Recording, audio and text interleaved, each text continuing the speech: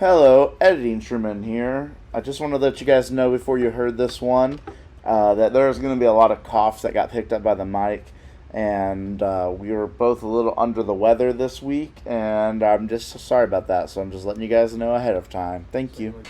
Welcome to Becoming Saiyans, a Dragon Ball rewatch podcast. And we're back. And what a glorious week we had there, wasn't it? How's your week? Yeah, my week was pretty good. I mean, it wasn't terrible. Yeah, I'm glad to hear it. I finally am certified for the job I do, which is awesome. Nice. I'll be starting to get my certification here pretty soon, too. So, I'm Truman. And I'm Jesse. And this is Becoming Saiyans, a Dragon Ball rewatch podcast. This week we watched episodes 14 and 15, which are Goku's Rival and Look Out for Launch. Just some first thoughts real quick, just some easy first thoughts. Pretty enjoyable beginning of whatever this saga is called. We haven't actually said what this saga is called. This saga is called the Tournament Saga. Okay, well, I mean, it's a pretty good setup for that. We got a rival. Yeah, we got a rival. We got a female character, and So if you're thinking about it from 1 to 1, from what we lost to what we gained, we gained a pervert and Roshi after we lost Oolong. We gained a girl who sometimes has blue hair to replace Bulma. Yep. And then we gained a fighter that doesn't really like Goku all that much to replace Yamcha. Yep. So all we need now is another animal character. Maybe the turtle will show back up, and then we'll have the whole crew again. Mr. Turtle. But before we get too far into all of it, the first 2 episodes of a new saga are setting up a lot of stuff. I'm going to get into some trivia really quick. We're going to start on Goku's Rival. Overall, over these 2 episodes, we do get 2 new debuts. We get K-Rillin and Launch as our 2 new debut characters that we had not seen before. Some fun things about all of these premieres or debuts that they throw out. Yeah. They just throw in random ones. So for this episode, for the Goku's Rival, we gain Muscular Lady as a debut and Mermaid as a debut. Which is, really funny. And they don't show up ever again from what I remember. And so it's just why would you put them as a debut? They're not even important. It's that tree number 17, debut in this episode. Weird jungle plant debuted in this episode. Jungle sounds, as you pointed out, debut. Yeah. Ominous jungle noises. Yeah. Jumping into some trivia there now. This is the first new episode of Dragon Ball that was dubbed in English by Funimation since 1995. Oh, that's kind of cool. And it's actually never depicted how Bulma, Oolong, and Puar and Yamcha escape the desert. In their next appearance, they just show them safe in the city. They're just, Well, as long as the next appearances they're safe. I mean, I know that at least half of them come back. So. Yeah. So, it says, it's likely they just probably escaped going north they said they were going to do. Yeah. And then while K-Rillin is handing Roshi those dirty magazines, all of them are exactly the same except for a blue one that features males instead of females.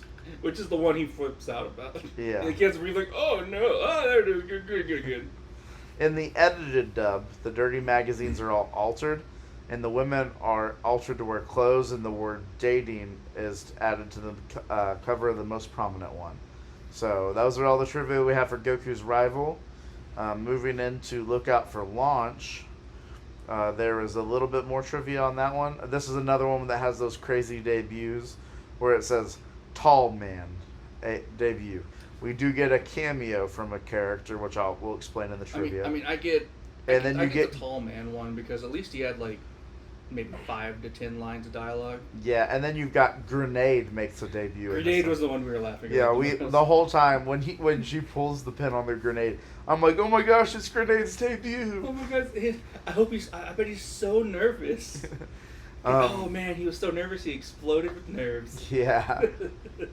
On the trivia for this one, in the scene at the saloon, Akira Toriyama's manga counterpart Toribot is shown on a poster as a criminal who's already been taken down. How much was he worth? It was the lowest bounty on the table. I know it was the lowest. I was trying to remember. It's also funny because they use that as comic relief. His name was written in English with tall bold letters. Yep. Resembling the logo of the manga Akira. The second bounty is a poster in between Toribot and Launch is a gunman named Mark who is the antagonist of in a chapter of the previous manga series by Akira Toriyama called Chobit. The reward poster amounts are given in dollars, not the in-universe money that they use, which they have the name in here on the trivia, but we're not to the point where they've said that. But it is, they don't use dollars, but it showed like the dollar sign. This is also the first episode to not have Bulma in it. The farmer that is seen when Goku and Krillin are flying around, looking for a woman, resembles Moose, or Mouse. It's Moussee. Mousse? Yeah. I don't know how you say Moose, that. Mouse, something like that. Apparently, it's a character that shows up later. Also, this exact same farmer shows up in the game Dragon Ball Z Super Gokuden Tatsu Gekihin. Well, that's definitely one that probably has never came to the West. Barry Watson, which is one of the producers of the English versions for Funimation, he voices the sunglasses-wearing cop who tries to arrest Launch. Yeah. And that voice he uses appears to be an impersonation of Terry Classen, who had voiced Krillin and several other characters in the original dub. Classen also worked as a writer on that series and previously on the BLT dub of the original Dragon Ball 13 episodes. Nice. This episode also marks the only appearance of Launch's bad form wearing a complete set of her original outfit. From in the Turtle Hermit Way and Goku Goes to Demon Land, she's wearing that same outfit that she wore here, but without the gloves, and it won't be seen again until way later in Dragon Ball Z. Dang. Yeah. How long? That's a long time for a character to go without like the original outfit. Yeah, apparently she pretty much changes from here on out. Yeah, I mean that's something. And that's about all the trivia that we have on these episodes. And so with that, I guess we'll get into a little bit of a recap, if that's okay. Yeah. All right, so previously on Dragon Ball. Well, I mean, currently on Dragon Ball. Well, I like to say Yeah, previously. I know. I just noticed that. So Goku is flying off on his own way to go meet up with Master Roshi, which is what he kind of started off wanting to do in that part of at the end of the last episode. And he gets to Roshi's island, and Roshi gives him a task before he's allowed to become his pupil, which is to get a girl for him. Goku tries and fails multiple times to get a girl that is appropriate for what Roshi's looking for. I mean, can I honestly say, the mermaid wasn't that bad. Yeah, the mermaid outside of the... It was just she didn't want to deal with Roshi's crap. Yeah. And then in our B plot in this episode, or in the first episode, we also see Bulma, Yamcha, Puar, and Oolong making their trek back and having very many trials and tribulations along the way. And then, mainly hitting a tree. And then being stranded, so they have to walk the rest of the way. In the jungle. Yeah. That also turns into the desert, apparently. And Bulma also sprains her ankle. Yeah, or I think she burned her ankle, I think is what it was. Because it was the ankle that was hitting the fire. It might have been burned. And then in the C plot of that episode, we get introduced to a mysterious character running through the forest, practicing some martial arts, who turns out to be Krillin by the end of the episode. I also would like to point out, for whatever reason, in the first couple of scenes with him, is purple. Yeah, I assume that was just because shading from the forest, because he's running through the forest. It was just really funny to be he's purple, and then I assume he's never purple again. Yeah. And then moving into the next episode, Krillin at the end of the first episode gets to Roshi's island, brings him some naughty magazines, and so he's like, okay, I'll bring you on as a pupil too, but only if you guys can go get me a girl. And so Krillin's the girl expert, and they go looking. And then in the second episode, they're traveling around looking for a girl, while a mysterious character who's wanted named Launch is being looked for in the Wild West, trying to get her. There's a couple of bandits and cowboys. We come to find out that every time she sneezes, she splits between two different personalities. And so one of them is a sweet and harmless girl, and the other one is a blonde-haired girl who's super aggressive and likes to shoot first and ask questions never. Also robs a train. And yeah, she also robs a train. Goku bump into nice docile launch after she like falls off the police station wagon, or gets stopped by the cops. Goku beats up the cops. They bring her back to Roshi's island, and Roshi does his Roshi ways with her until she sneezes and goes back to aggro launch and shoots them all, and that's where the episode shoots them all with an Uzi, and then goes back to regular launch, and that's when the episode ends. Yeah. And with that, Jesse, I'm going to let you start off. You got any notes over there? I mean, the first one I wrote down was kind of just something for me that's really funny, because I've been referencing a lot when people, like, talking about crashing out. I was like, we're going to crash! Like, as soon as... I also was like, I was about to start write a note down complaining about the crash, but then they immediately explained. I was like, man, those things, sometimes they just go do wacky things. Like, sometimes you just screw up. And I'm like, okay, good justification. You got yourself. Yeah, They didn't just accidentally steer it like into a tree. It did it itself. There you go. I had also written down like, what the heck is happening right now, and then was like, oh wait, never mind, we're okay. Yeah, we're fine. And then obviously I like kind of made the joke about them being all scared about, and like, we're getting out of this forest. I don't want to be here anymore. Yeah, and that's where I put the dinosaurs exist in this universe, because I had almost forgotten that until they showed a pterodactyl. What was it? The last time we saw a dinosaur was like early on, maybe like 3 or 4 episode 3 or 4. Chi-Chi decapitated and blew up a T-Rex. Yeah. I think that was the last. Unless we're forgetting, like, we didn't notice something in the background or something, or something along those lines. That has to have been the last time we saw a dinosaur that I can remember at least. Yeah, and like here's where I'm going to jump in real quick on it is K-Rillin is my favorite character in all of Dragon Ball / Dragon Ball Z. You love him? I love K-Rillin. He's my favorite. I call him my boy K-Rillin. He's Short King. And so seeing him immediately from the moment he's running around like in the dark shadow, purple man, I was like, K-Rillin. I literally wrote, it's my boy, K-Rillin. The goat. Yeah, and so that was my note there, was just like, oh my gosh, I'm so glad he's here. Like, when I saw we were going to Goku's rival, I was like, yeah, we're getting Krillin now. I love Krillin. And he's here for the rest. Nothing bad ever happens to him. Nothing could ever happen that would be bad to Krillin. Nothing whatsoever. bad happens to the kid at ease. But what's your next note? Next note, I actually made a note about how enjoyable the background music is when they're having like a cloud flying. Yeah, I put a fun little travel montage was my note about that. Like, probably that same time. Because it's like it's the intro song, but it's like a different kind of. Yeah, it almost sounds like they're melody. playing. Yeah, I would say it almost sounds like they're playing the song, like that version of the song, but playing it in like a different vibe.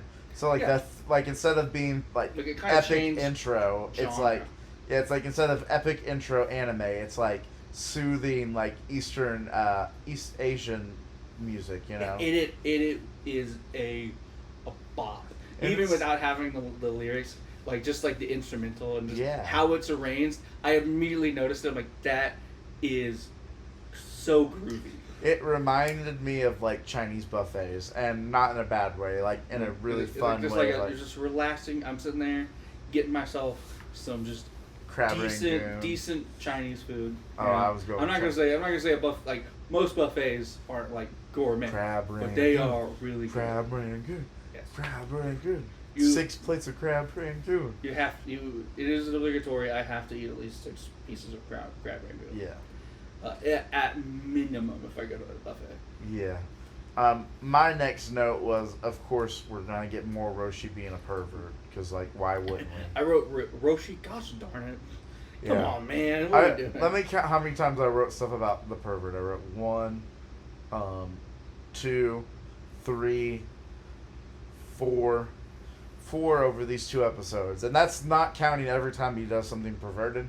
That's just me counting every time I wrote down, like, gosh, Roshi, why are you being such a perv? What are we doing? Yeah, I mean, it is the fact of it's very obvious this is where Roshi starts to become really big for the plot, because like he was a big part of the first 13 episodes. Yeah, he was really big in like the 2 episodes he was in. That's what I'm saying. Like he was a big part when he was on screen, but it's very obvious. Like, oh, he's going to be on screen a lot like this is where it's like he's gonna be in our face for probably the next, if I had to make a prediction, 50 plus episodes. Yeah. He's gonna be here. He is a mainstay until we start getting closer to Z, I would assume. Yeah, and it's literally just like they're hitting us with every worst part of him to out the gates. There's two moments that he actually, like, I respected him a little bit, and it was when he was explaining to Goku, basically, like, I wrote it down simply as, Roshi has standards, Goku. You gotta get that through your head. Yeah. And then when Goku left and was like bringing back somebody, when he's like dancing in his house, I'm like, he got moves. He can dance. Yeah, it was the first time when he was like sent Goku off, and he's like, ooh, which one of these shows off like calm but studly? Yeah, with his shell like and dancing. stuff. I'm like, you got moves, man. Yeah, he can clean up except for his mind. He can clean up the body, but the mind stays dirty. He can do everything you want except shut up. Yeah.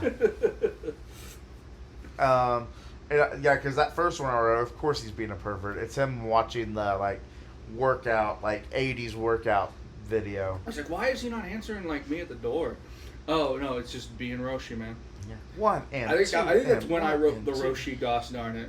Yeah. And then the only thing I have written here was just Roshi not realizing that Goku plus free food equals no more food left. Yeah. Literally down to my last stick of butter. But that's what you get for being a pervert, Roshi. Yeah. Those are the consequences. I will say, every time he's been a pervert so far, outside of the Oolong transforming into Bulma, he has gotten hit with something bad in return. Something that is the one thing they are doing good.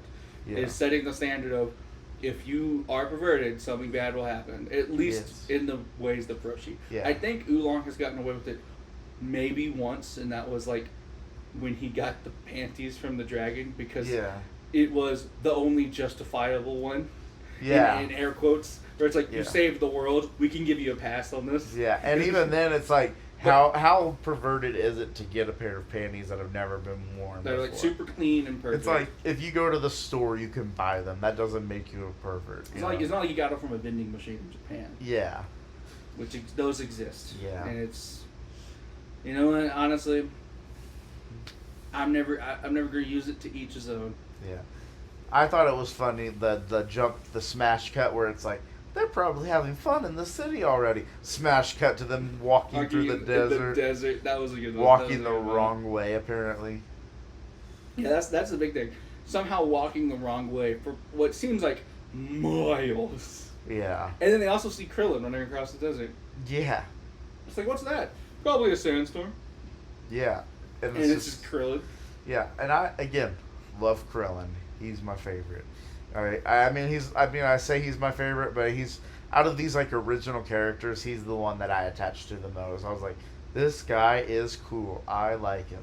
Now, when we get out of the original series, I'm sure there's others that you... But there are other characters I like, of But he's course. still probably top 5. He's in there, yeah, for sure.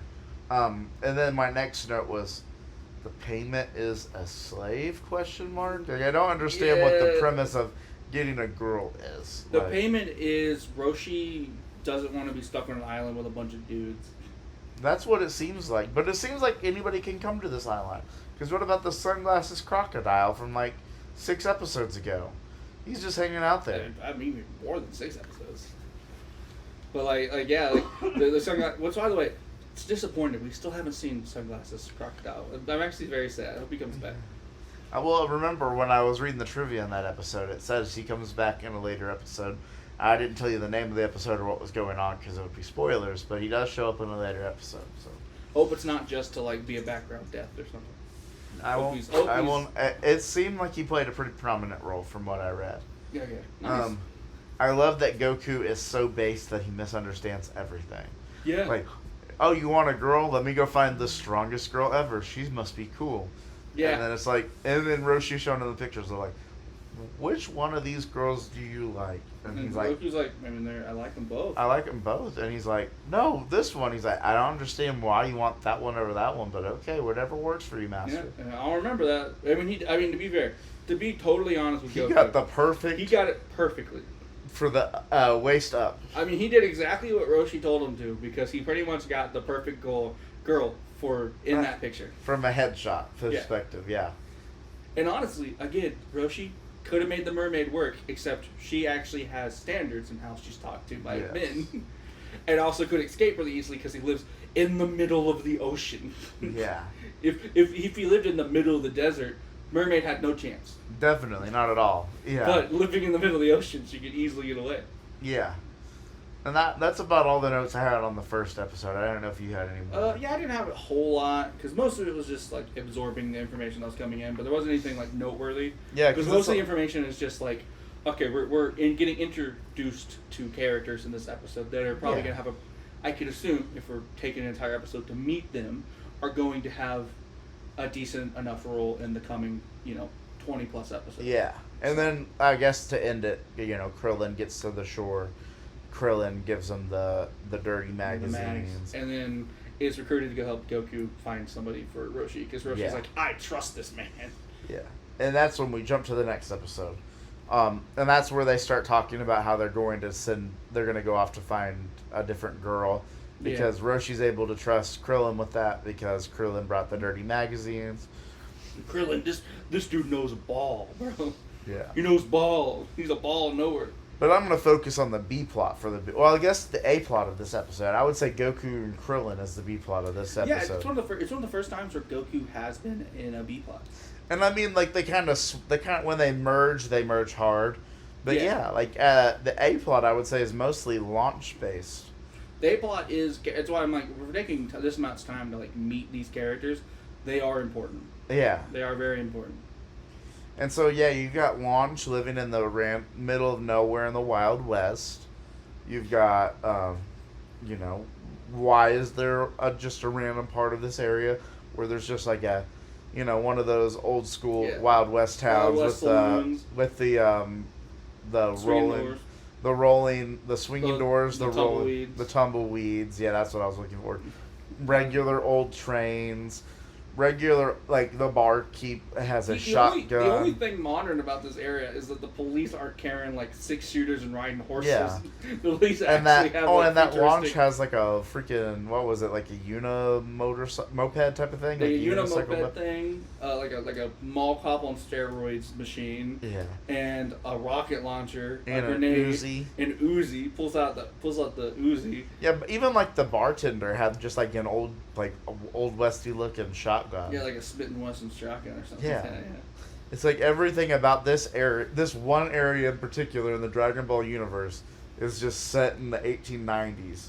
And it's like, but everyone just abides by it. Like, it's obvious they could just do anything else. Yeah. But everyone is just like, yeah, let's just cosplay cowboys. Yeah. And that's my big note for this, like, for in general, that I'll bring up towards the end. But it's just that this world makes no sense logically to me. This world, I think it's supposed to not make sense to you in this moment. Oh, it never makes sense to me. As somebody who's rewatching through Dragon Ball Z, there's nothing about this Earth that makes any sense to me whatsoever. It's just a whole bunch of just random stuff. It's like one city is blank, one city is blank, one town is blank. And it's like the next town over is a completely different group of ethnicity ethnicities and stereotypes and stuff. But you know what? It does make for a really fun episode. It is fun. It's so fun. But we'll get more into that as we get towards the end of this episode. But I love that, like, when we were introduced to Launch, everybody's like, she's the hardest criminal in the universe. Yeah, she's worth like 200,000. I think it was 2 million. Or 2 million. Z dollars. We'll call them Z dollars. Yeah. Because we don't know their name yet. But we learn them pretty soon. I just want you to know. But yeah, like, let's call them Z dollars. And call them Dragon Bucks. Yeah, Dragon Bucks. I like it. Yeah. But we're introduced to her as she walks in, and she's just so peaceful and harmless, and nothing bad could ever happen. And then some dust rolls through, and I'll let Jesse take it from here. And she sneezes and becomes a blonde bombshell, and just wipes the floor with half of the saloon. I would say with almost all the saloon. Well, there are those that are cowering that she wasn't focused on. True.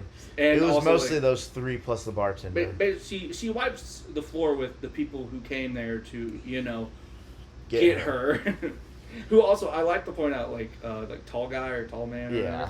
Or whatever, says, I ain't getting got by a single woman. And then Amelie is the first one to get wiped the floor with. Yeah. Like, And just he immediately falls for loses. the facade, which I know like she can't control it, but he immediately falls for the facade of You like, remind me of a woman I used to date. And then just beats him up. I did have one note up like before that. yeah. Which, I know she didn't say it like this, but I do love the idea of walking into a bar and being like, yeah, give me an orange juice on the rocks. Yeah, that one reminded me. I recently rewatched Back to the Future Part 3, and when he goes to the bar, when Marty goes to the bar in that one, he goes, give me a milk, ice cold, make it a double. Because he's like a high schooler, so he's not drinking. Drink. This is the 80s. High schoolers never drink alcohol in the 80s. We all know that. You mean the 1800s? Well, no, I'm talking about the 1980s because that's when Marty McFly came from, you know. Oh, yeah. It's time travel, timey-wimey stuff. Well, I was just saying, like He could have drank in the 1800s. They wouldn't have cared. But it's just him being from the 80s. And, yeah, so, like, that's what that one reminded me of. But that was your only other note before going a little bit further? before getting beaten up. Yeah. Yeah, and then, like, it was launched, like, the entire time. Yeah. Oh, my goodness. And then Goku just stays naive. I don't think he's ever not naive yet. Because... Well, that's like a main part of his... If there's one thing I know about Goku, like, without having watched anything up to this point, but if there's one thing even I know culturally about Goku, is that he's oftentimes super optimistic, which is good. He's a really nice guy, which is good.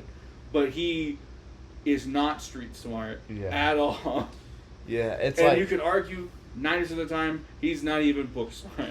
The only thing he is smart in is the way of the fights. The way of how to fight and, like, how to train. Yeah.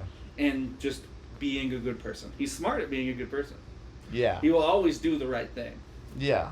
But it's or just, the rightest thing he possibly can do. Yeah. It's just crazy that, like, he stops and he's like, what about that girl? And Krillin's like, Goku, that's a guy. That's a dude. He's like, how can you tell? And he's like, you can't tell what a guy or a girl is. He's like, I can. I just have to touch him first.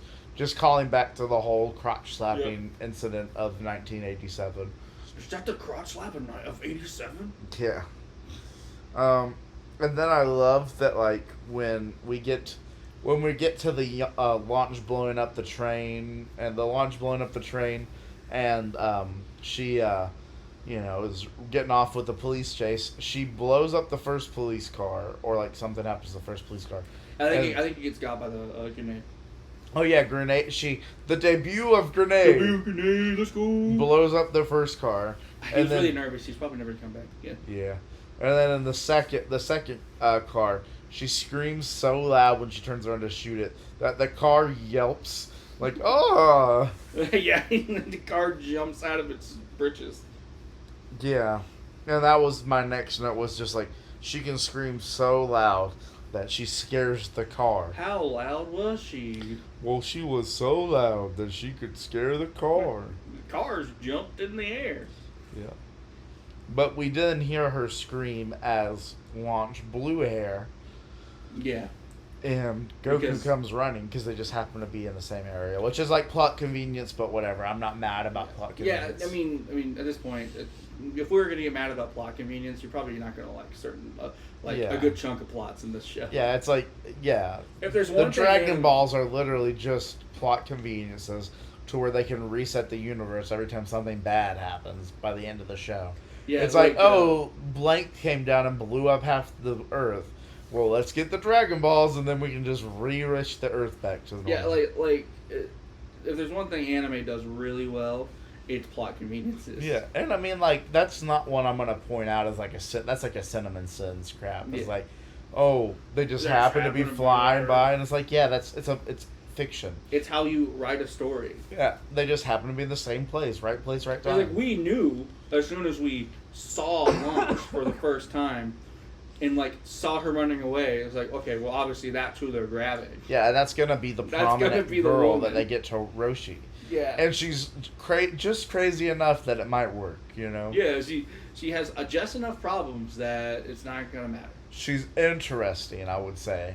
I love the idea of like her being cursed, magically spellbound, whatever you want to call it, with the split personality that only changes every time she sneezes. It's like multiple personality disorder, but only being able to be triggered by a sneeze. What is it? Dr. Jekyll, Mr. Hyde. Yeah. Yeah, it's literally just that. Yeah, I It's like the 100% idea of it being like multiple personalities disorder or Yeah, whatever. something like that. But it yeah. only happens when she sneezes. And it's only 2. Yeah. So I think oftentimes when it's Multiple, that disorder, it's like 3 or more. I think you have to. Yeah. Because then it's just split personality. Yeah. But I just like the idea of like the trigger being a sneeze. Because it's just something you have zero control over. It's like one of those like $1 million, but every time you sneeze, you teleport to a random spot on the planet Earth. Yeah, yeah. It's like one of those scenarios. Like she took the $1 million, but now she has a split personality that steals even more money. Yeah. It's like, yeah, I think I'd probably press that too, especially if I looked different enough that people wouldn't recognize it's still me. Yeah. And they do look pretty different. Like, not just the hair, but even the way, like, the face is formed is a little different. The face is formed. Obviously, hair and personality are night and day different. I do love the touch that, like, the clothes stay the same. The clothes stay the same, and it does seem certainly that nice version is aware of not like both versions are aware of the switch. Yeah. They're not either she's playing really naive in the nice version, or well, yeah, because she has to be because old like mean version in the bar. It's like don't call me a doll. Yeah. Or like whatever he calls it. Yeah, she's aware of what's been going on. She's aware it's happening on because then either at the side. second time when Aggressive One comes out at Roshi's house, she's like, "Oh, you want to dress me up like a doll? Well, don't forget the machine gun accessory." Yeah, but I could also just be sees what she's wearing and then just gets mad because it's obvious. But it's like it seems with some of the examples, like I'm sure we'll get it confirmed later. Yeah. Because this is not going to be the only time she changes back and forth. Yeah, in front and of them. yeah, Like, and absolutely. I would say like Docile Launch. It seems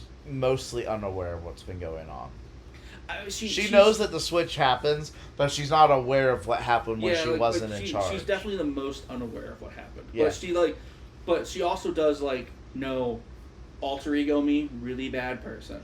Yeah, because she's like, look, she got all this money. I don't know what really happened, but I think I remember Like a train. Like hers is more like a vivid dream. Yeah. And like mean is like I hate you. Yeah, and that's kind of like that's what points me more towards the split personality part of it, is because like let's say that like Docile Launch is like the timid one, and like this is gonna get into like mental health stuff that I know. Yeah. But like the Docile Launch is the one that got picked on a lot, and so Aggro Launch is the one that was the personality who took over to protect her. I would. And so then, like, when this change or whatever happened, like, that's why Aggro Launch is able to remember everything, because she's always watching as attentive to make sure Docile Launch is okay. But when Docile Launch takes the back step, she's kind of just letting it happen because she doesn't want to deal with it. It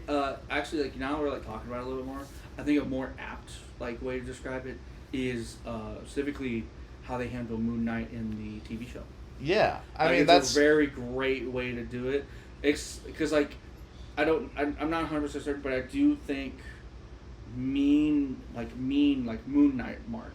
Yeah. Is more aggressive than like Docile. Yeah. And the reason why that one's really good is more remembering it. Yeah, and the reason why that one's really good is because that's what happens with these like severe cases of multiple personality disorder or split personality. Yeah. Is that one personality becomes the protector because the other one got traumatized so much as a defenseless person that they build a defense-full person in front of them. They build action hero. Yeah. To save themselves. Or just super aggressive person.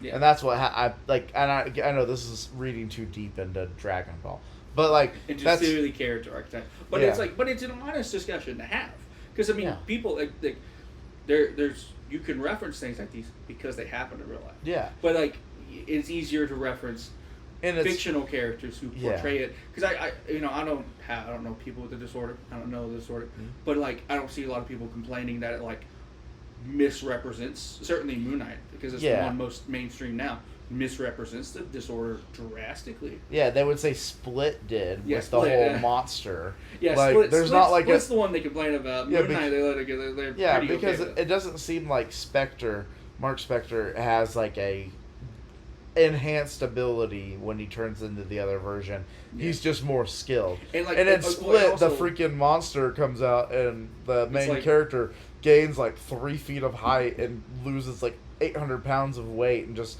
completely shredded, and it's like it can break walls and stuff. Yeah, it like has super strength. Like and because especially because with when Mark and them switch back and forth, any enhanced effects come from also like Khonshu. that side being sponsored by an Egyptian god. Yeah, the So- enhancements are like superpowers. They're So, not like when he loses those superpowers, he is kind of just he's probably Well, slightly more athletic. and I But he also takes more advantage of the athleticism that he just naturally has. Yeah, and I would also poise that like he has those powers all the time. He just isn't doesn't able use to inhabit them because he doesn't know that they. That's what I'm saying. Like Yeah. it feels like he's enhanced, mostly because he's taking advantage of the enhancements Yeah. that already exist. Yeah, but because he's enhanced the Khonshu whole obviously time. didn't just pick one personality. He's like they only activate when you're mad. Yeah, It's because like, then we no. also learn at the end of at the end of that season. I don't think they ever make it a season 2 of. I think they're thinking I don't- of maybe doing it. I think it's been talked about. But that there's a third person in there too. Yeah, you know. like you find out at the very end, like, oh, there's a third one that now is in control. Yeah. So And so like, but back onto the Dragon Ball of it all. Like, back to what we're actually talking about. no, I was okay with it. I was enjoying it because it is a good one to bring up. It's a great way to kind of explain what's happening with this character. Yeah. And kind of give references like if you want another good way to kind of understand what this character's about, go watch this thing. Yeah, and me having came from mental health, like I know a bit about this stuff, and It is an important conversation to have. Like Yeah. because And- it is something that happens out there, and it's good to have the awareness of kind of these people are just like you and me, but they're just sometimes they're a different person. Yeah, and you gotta and- deal with it. And obviously in this show, this was made in the 80s.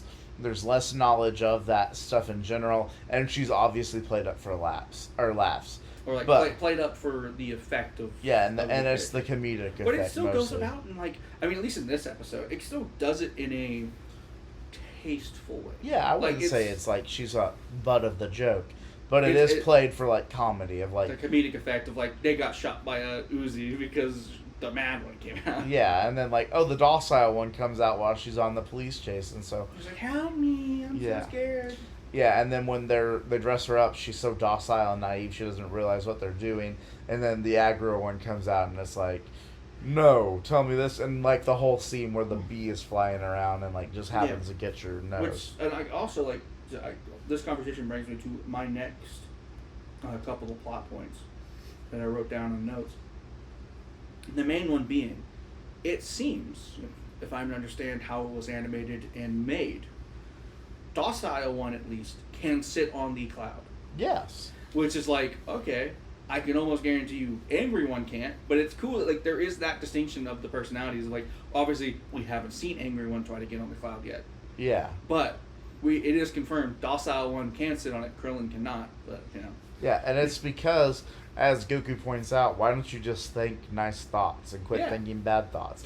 which is like an interesting insight to like how the cloud functions, because like Yeah, it's it can not like just, it's read not just your like mind. being innocent. It's like you have to have innocent thoughts Yeah. at the barest minimum, or Yeah. it's just never gonna work. It's not that you're naive or that you're a child, Like, I know it works like that for Goku because he is naive and a child. Yeah. But even as Goku gets older, he can still ride the cloud, as a spoiler. Yeah. But he can still ride the cloud. But it's not because he doesn't know what that stuff is. It's just that he chooses not to think of that stuff.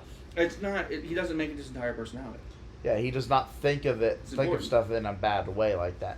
Even when it comes to like fighting and possibly killing people, which comes up again later in the show, he doesn't think of it in like I want to kill this person because I want to.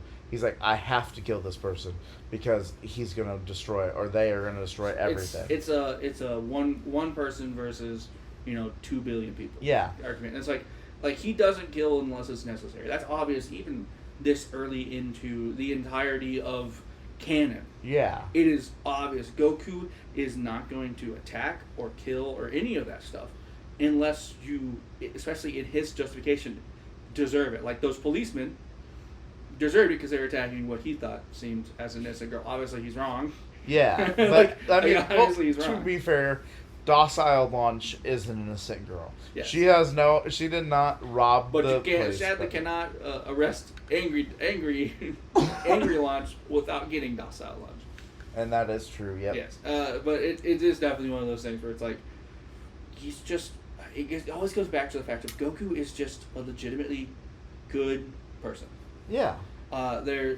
He's a grateful, good soul, and you gotta love him for it. Yeah. He might be too naive at this moment, which I will continue to say. He's just great, like he's just blissfully ignorant to the world. But he Ignorance is is learning bliss. a little bit more at a time. Yeah. He learned what a refrigerator was in this our last episode, and he learned how to open it, Yep. which is technology we know has been Goku's downfall, where he blew up that one robot because he thought it was an evil monster. Yeah, he destroyed the robot. Thought it was an evil monster. He thought So- the airplane was a bird.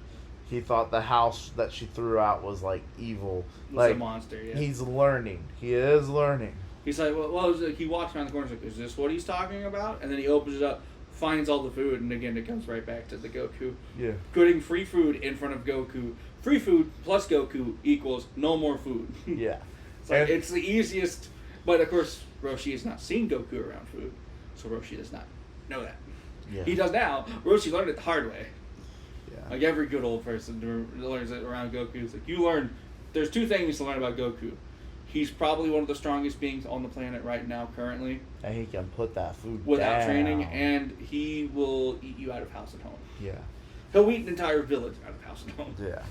I put You could probably argue he'd eat half a city out of house and home in Yeah. one day, and the next day get the other half. Yeah. That man will not stop until you just don't have anymore. I put that Launch roasted Roshi, but I do not remember exactly what she said or which Launch was talking. I assume it's Docile Launch, following think- where I was at, but I don't remember what I the think quote was. it might have been about the whole like island is really small.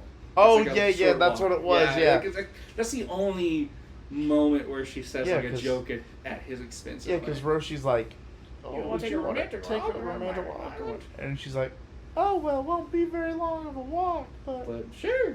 yeah. I also really Yeah, like... I wrote. She said yes! Exclamation point! And then she said yes twice after she said yes to training with him. Yeah.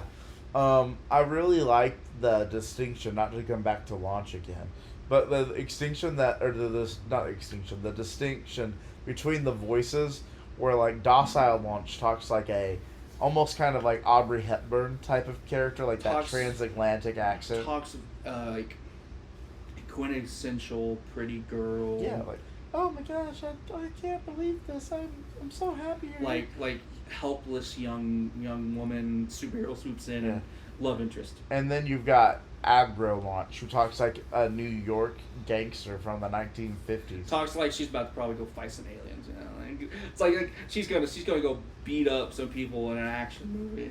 And Like final girl in a horror movie where she's the monster. Yeah. Like that's how she talks. And then my second part will lead us, or my second to last note will lead us into best or worst part, best part. And so I'll leave that one for last. And my last note was just, this world just makes no sense logically. Of all of the civilizations we've seen so far, let's think about it. Let's go back, rewind. The civilizations we've seen so far. The town that was filled with like Amish people, that Oolong was terrorizing. Yeah, I mean The Amish pseudo-Amish, town, the yeah. pseudo Amish town that Oolong was terrorizing. The Ox King, who is part of civilization, but we don't really get to see much about him because he destroyed his whole castle. Yeah, I and would say everything. like he's part of some sort of civilization. That Oolong was like living. Oolong was like the museum master or something like that. Yeah. We got Yamcha, who seems mostly normal, but he was living in like the middle of nowhere by he's himself. living in a desert. He's literally called the Desert Bandit. We've got the rabbit boss rabbit town, which is like very easily Middle Eastern Islamic type town. We also have Pilaf when he's visioning his kingdom is like, also set in the Middle East Islamic type area. Middle Eastern / like China, North Korea ish, like communist China and like dictator-y North Korea style. Yeah. And then we have Wild West town. Yeah. Which again, I'm just like, well, Wild West like area. Because she walks out of the saloon. I don't think she walks into a town. Yeah, Wild West saloon in the middle of nowhere. And then train with a Wild train West track train nearby. Yeah, it's like, but that I just don't. That doesn't make any sense. What is going on here? You know what I mean? It's just like, what is this area? What is this? What is this world? Logically, it makes no sense. There's a full-on rainforest. It looks like right next to the desert. Is there just like a line in the sand where it's like, oh, you cross over a river and there's a desert? Yeah, is this Minecraft logic where it's like the terrain changed one time, or like the whatever it is, the terrain or whatever. I mean, This is like CinemaSins nitpicking, but it's just confusing. You know? I remember like learning. There's like something about because I've watched Death Battle with like Goku and stuff like it in it, where they kind of go over like how large the world is, and I think it is like I can't remember if it's bigger or smaller, like the universe is than ours. Yeah. But like I remember, it was something along the lines of like it's just they kind of like had a picture of the world, and I'm like, it is what it is. Like for me, I really like it, but I do also think like I think it's deceptive to us. Certainly with Goku flying around on the cloud, because we don't know exactly how fast the cloud moves. Yeah. So Goku himself could be covering thousands of miles in like 20 minutes. Yeah, no, for all we know. So that's maybe why he can find so much more. But it is strange, the whole Bulma and them crashing into a rainforest and then being in the desert the next time. But also, we don't know how long that time skip is. True. And I'm not. This is all me picking at nits now. Yeah, this is me just being like, there's possible explanation for it because like, the only time frames we could get was like when episodes continued along with themselves. Yeah, and we saw a day-night cycle. Yeah, and I like even if like this world makes no sense, I'm not saying that's a bad thing. I'm just pointing out that like my brain cannot wrap its head around what is going on with this world. Please explain. And this is me having watched the whole series where I'm like, I don't understand this. Like even now, like knowing where there's these big cities and stuff on this planet, it's like I don't understand. And the names of them are so dumb. It's like, is this like a Pangea situation? But then you show a picture of the Earth, and it looks like our Earth, just slightly different. And I'm like, what is going on here? It definitely looks weird. Yeah, but it's not. I like the justification. You know what? I'm going with new canon. I like the justification that it's just Minecraft biomes. Yeah, Minecraft biomes. That's the funniest way to think of it. Yeah. It's like, yeah, it's just this is where Minecraft got the idea of their world. They're just like, we can't make it look like Dragon Ball. Make it look like blocks. Yeah, and it's like, okay, so the forest biome ended, and now you're in the desert biome. Which, imagine, like, that's not a terrible spawn. Like, you find a desert temple. Yeah. There you go. You got yourself good done. Just don't fall down. Just remember, kids, if you find a desert temple, mine the middle block and stand over top of it, so then you fall, so it's quicker. Because you actually, there's like a way to like stop you falling and taking fall damage right underneath the middle block in like the bullseye in the desert temple. Remember to do that. That's how you survive. My eyes glazed over during all of that. Yeah, Minecraft is not a game that I've played much of, so... if you did, you'd be laughing. Yeah. That is... I'm going to spoil my own joke. There's a pressure plate down there that blows up the entire temple. It's like in the middle. That's why it's so different. I learned that the hard way as a kid because I booted it up when I was like 11 or 12. And mine straight down. I was like, oh no. Never did it again. Never. That's a mistake you make once. All right, and then we're gonna get to lead into our last little bit here. This is my last note, and it's just God. Roshi being a pervert is just really grating on the soul. And I know he gets his just desserts. Launch pulls out a gun and shoots him, but it doesn't doesn't stop hurting me. It's like it's one of those things where I think eventually you're just like you're never gonna like ignore it, but like it is nice to see him have good, not super perverted moments. Again, like him dancing in the first episode that we watched. Yeah. In episode 14. So it's like it is nice in that way. Yeah. But it's still just like it is a slog, especially like it's the really bad ones. And I would say where like Krillin tells her to go change in the house, and he's just like, "Why would you say that?" And Krillin's like, "I got nervous." Yeah, and for me, it's just this whole thing, you know. It's just like in general, these 2 episodes. If I were to rank them, like if I were to rank them alongside the other 13. These 2 are probably at the bottom of that. Maybe Boss Rabbit in between Launch and Arrival, but like they're near the bottom, and it's just because there's so much Roshi, and it's all perverted. Like he doesn't do one thing in these episodes that's not to chase after some tail or being happy about it, because even the dancing, which is fun. Yeah, it's because he still thinks he's going to get because he's thinking he's getting some later. Yeah, and that's just my problem. Is like these 2 episodes, I would like my worst part is these 2 episodes. Every time Roshi is on screen, every time basically. Roshi opens his mouth, I would even go as far as to say when he's on screen, because even if he's not opening his mouth, his nose is bleeding, and he's happy because something as nasty is happening. Yeah, it's like luckily there's no drastically bad moments with him in these episodes. Like there's no Bulma flashing him on accident. Like there's none of that stuff. There's no extreme bad. We get very close. You know, they stop it before it happens. Yeah, but there is just thank God for Krillin. That's probably one of the first times you get attached to Krillin for yourself. But you hate Roshi so much that he blocks Roshi from having that moment, and you're like, oh, someone can tell him to shut up. Yeah, because Goku's too naive to say anything. Yeah, I don't even remember why I originally loved Krillin.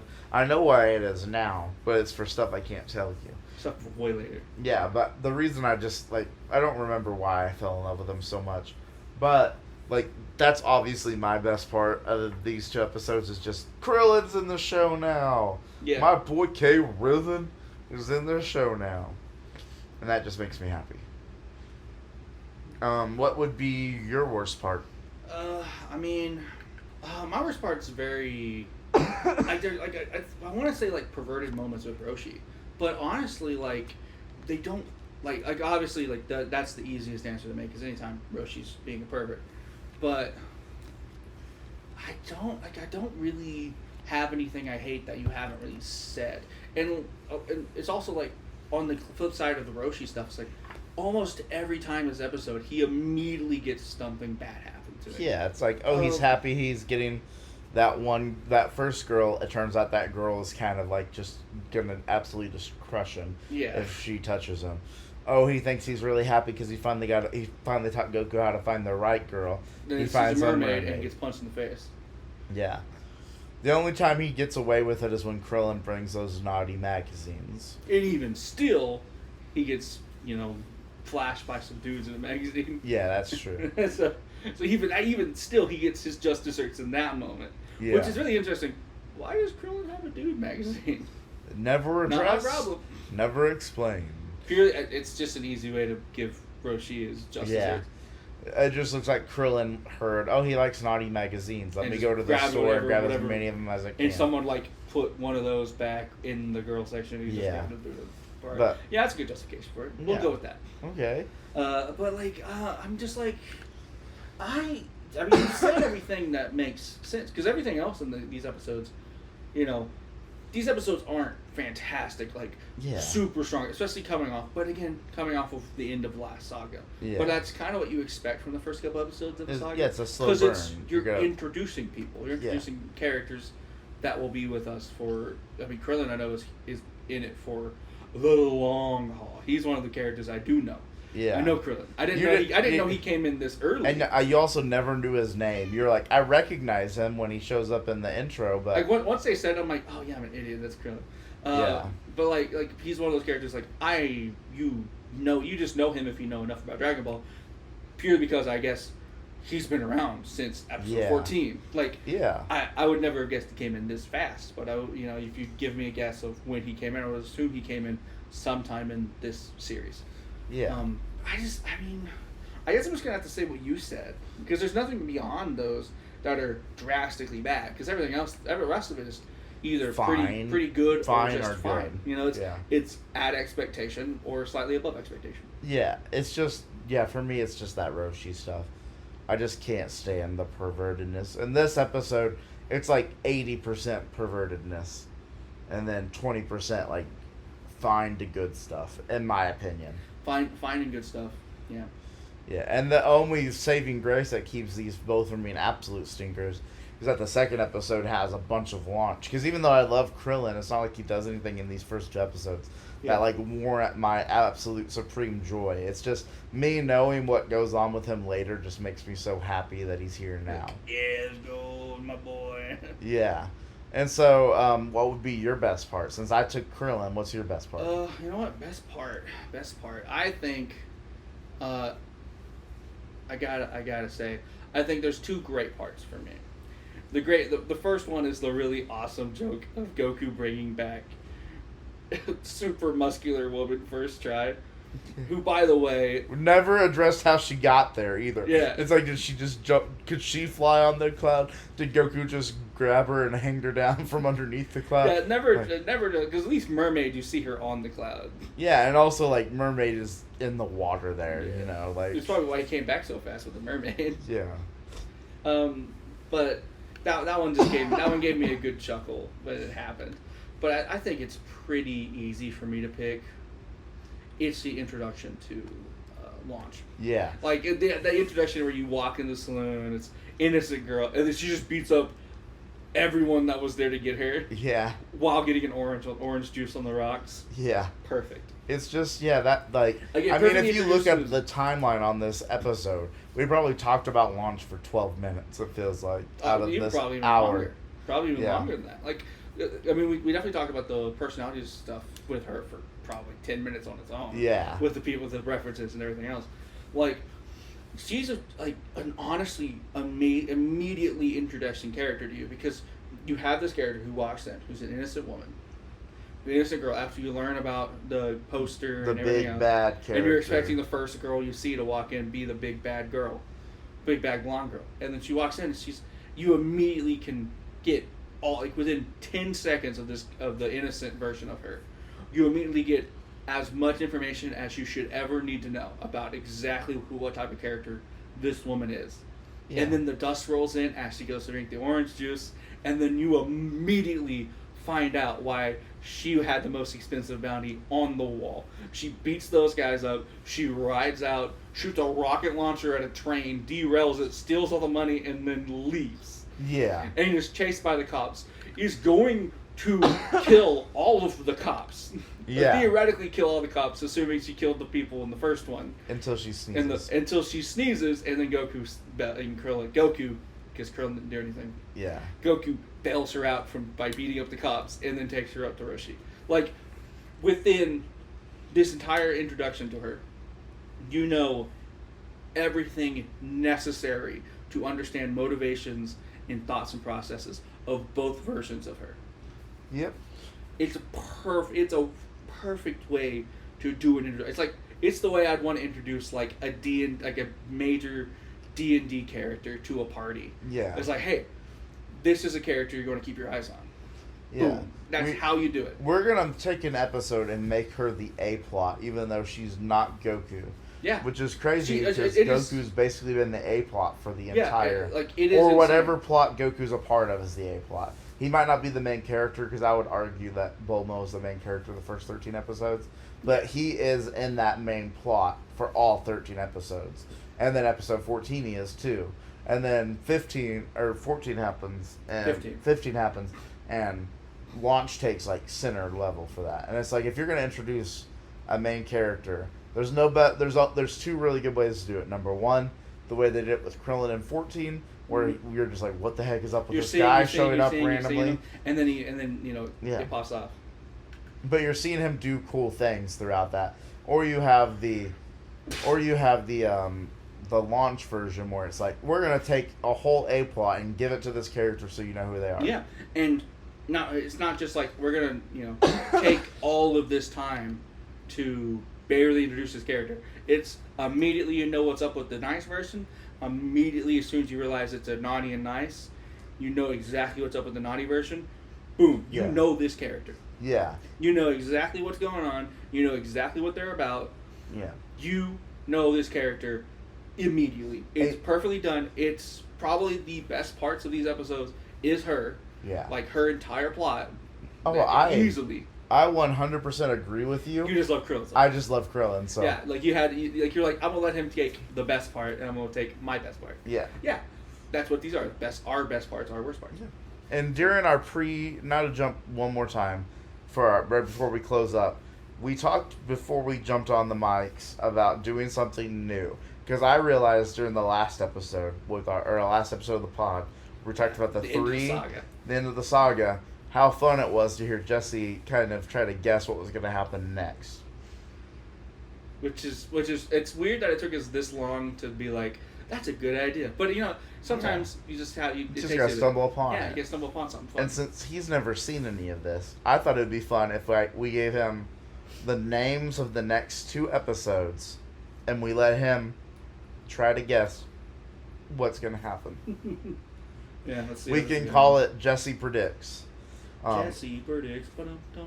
Yep, we'll let you come up with that intro right? music. Is he wrong? Probably not. Either one. Yeah, we'll let you come up with that. You'll record it. We'll put it in. I'm feeling predicty. All right. Episode 16 and 17, which is going to be our next episodes we watch, are titled Find That Stone and Milk Delivery. What do you think is going to be happening in the next 2 episodes, Jesse? Okay. I could go the easy way or the hard way on both of these. So you said find that stone. Find that stone! Exclamation point! Like, find that stone! Find the stone! Let's go. Yep. Well, I'm immediately going to roll out the fact that we find Stone from the Sonic movies. Oh, is that what you think it is? I'm immediately going to roll that out. No, I'm rolling out. We're not going to find Dr. Eggman's. Oh, okay. We're not Mr. going Stone to find him. I thought you were saying, we're gonna have a crossover for a little bit. A crossover episode of something that didn't exist back then. Yeah. Going to immediately roll that out. As funny as that visual is to me of young Goku meeting Stone from the Sonic movies. Yeah. Well, I'm gonna go. Take what you learned from these last 2 episodes. What do you? I think they pretty much said what was going to be happening next. Yeah. Think what that could mean in the context of finding a stone. Finding a stone. Well, I mean, Roshi seems like a very tumultuous trainer. Yeah. So there's one of 2 options. Karate Kid-like, you might say. Yeah. Mr. Miyagi, I guess, is the right one to say. Mr. Miyagi, if he was a bad person. Yeah. Pervert Miyagi. Got Pervert it. Miyagi. That's his new name. Anytime we're talking about Roshi, we're gonna call him Pervert Miyagi. P Ming. There you go. Yeah. P Mig. P Mig, baby. That's a too respectful of it. That's too good of a nickname for that man. What about Poshi? Pervert Roshi? Yeah. That's a good one. But I'm gonna assume one of 2 things is gonna happen in the immediate next episode to find that stone. He's going to send Krillin and Goku and possibly Launch. Probably not. He'll probably put Launch to try to get nice in a maid dress and angry that beats him up or something. Yeah. That's my prediction for next episode. Yeah. Just because I don't even prediction until it happens because I'm sure it's gonna happen. Positive that will happen eventually, but I can neither confirm nor deny. I just have a feeling something along those lines is gonna happen with between them 2. He's gonna send Goku and Krillin either to find a fake, made-up magic stone, Okay. or an actual real magic stone that he thinks is fake, but they actually managed to find. Okay. Because All right. Goku does some stupid stuff and breaks a wall in a cave and finds the stone or whatever. Okay. So that's the prediction for that one. And it said get that milk. No, it's milk delivery. Oh, milk delivery. Sorry. I mixed both episodes together. You're good. That's the episode. That's the name of the name title. That's the title of the next episode. Find that milk delivery. Or milk that stone. Milk that stone is a Milk good that one. stone is a good Milk that stone. one. Your guess is as good as mine. I mean, your guess is better than mine because you know what's gonna happen. Yeah. But anyone's guess is as good as mine of what's gonna happen in milk delivery. I feel like, just to give you a hint, when you think of milk delivery, what do you think of? Well, so you think of the old. I think of the goofy joke where like he had to stay home and help because his wife was sick or something, and the milkman kisses him on the lips. Yeah. I think of that. Okay. But that's just because I'm brain rotted. Yeah. But you think of like a milkman.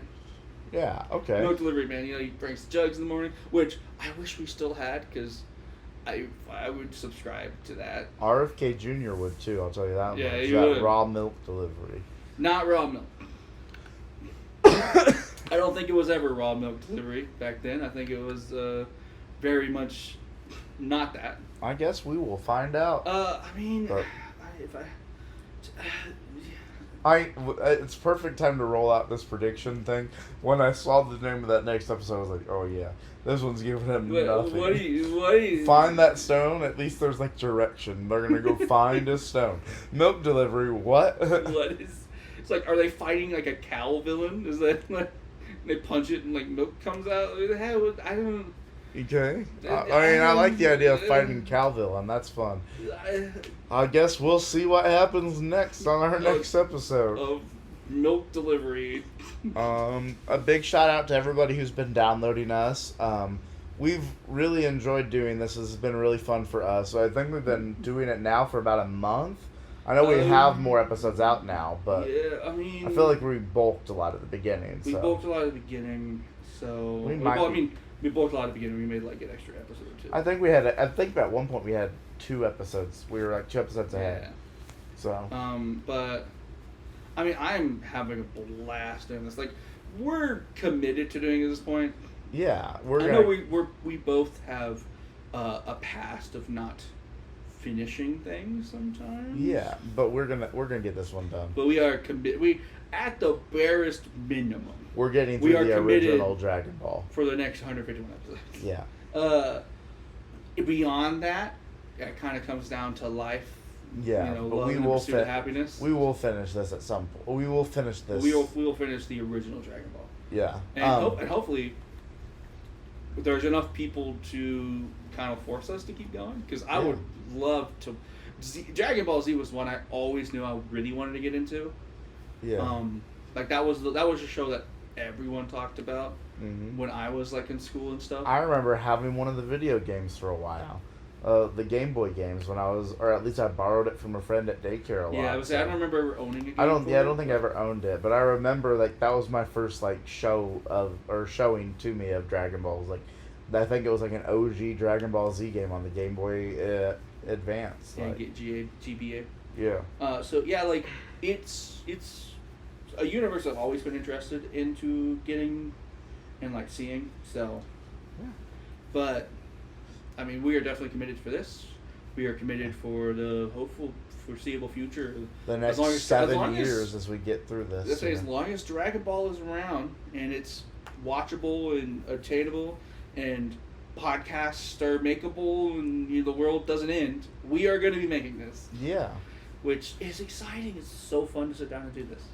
Yeah, and I've had a blast. You've obviously had a blast. I've been loving it. Honestly, it's really nice to have time to set aside every week where I get to hang out with you for a little yeah, bit. it's great to have that brotherly time. Yep. Even if technically we're doing a job. Yeah. This is not our job. This is neither one of our jobs. We would both be on the street dying. Yeah, I'd be in a box watching Dragon Ball with my bro if we were doing this as a job. But that's the thing is, it's not about that. We're just about doing the it. love of the Yeah, game. we're doing it for fun at this point. Yeah. And so yeah, just to get back on, I thank you guys, everybody out there listening and downloading. Share us with your friends. Share us with your family. Share us with your friends' family. Share us with your family's friends. Share us with your family's enemies.